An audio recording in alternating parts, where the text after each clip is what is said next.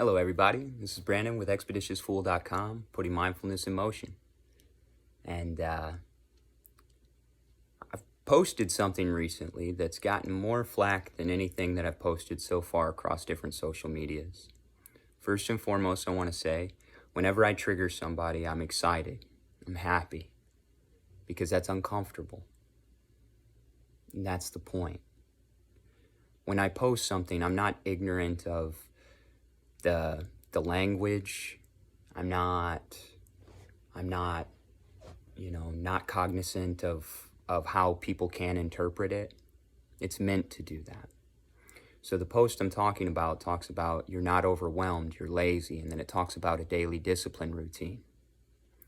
So for me, I had 24 years of suicidal ideations. They started at age 8. I got over them a few years ago. I've lost a father to suicide almost 5 years ago. I lost my mother shortly after. Both my parents died. They were anxious, depressed individuals when they died in their 50s. They were not happy, right? Took me a while to understand my mom's message that she gave me on her deathbed, which was, "Are you happy, son?" "No, Mom, I'm not." And she said, "Go find happy, because there's no such thing as security." It took me a little bit to figure out what she meant by that. It took me even longer to really stop being lazy and start owning my life. Start realizing that I was responsible for every hurt that I ever had.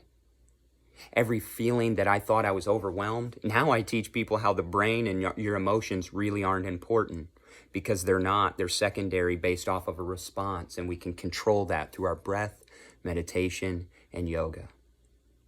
Every single day, I have zero suffering. I used to have fibromyalgia throughout my whole body. No, I don't have that anymore. I don't.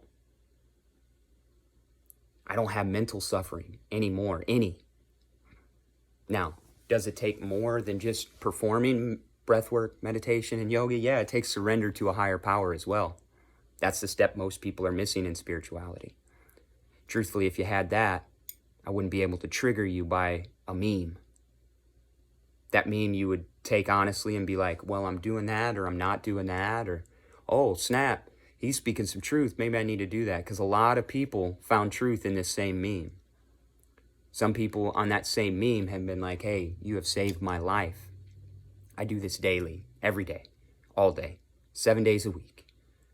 When I'm not doing a video, making the post, which most of the people complaining on there are not my customers. They've never been a customer. They've never had a session with me.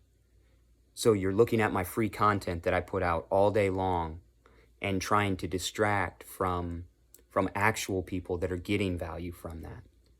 If you don't understand that, I get it. You haven't even had a session with me. You don't even know who I am. You're commenting on a meme that triggered you.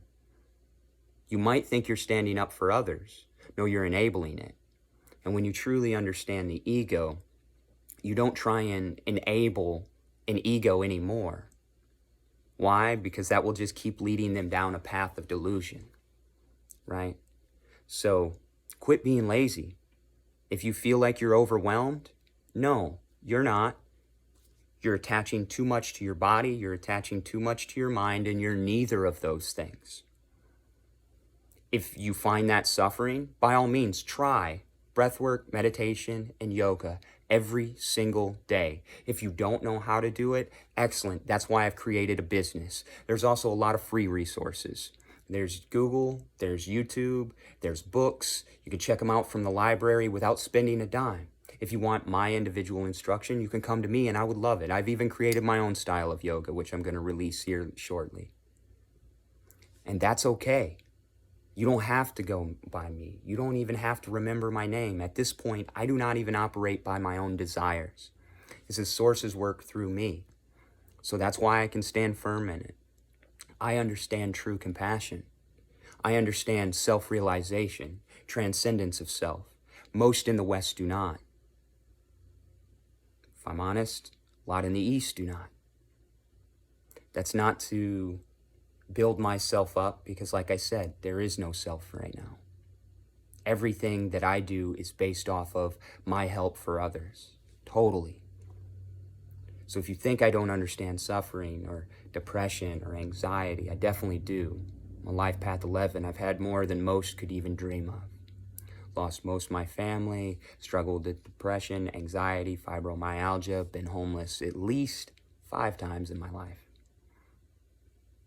And every single bit of that suffering, I am thankful for, because that is the lesson that has motivated me to surrender to a higher power, to not give shelter to even my own ego.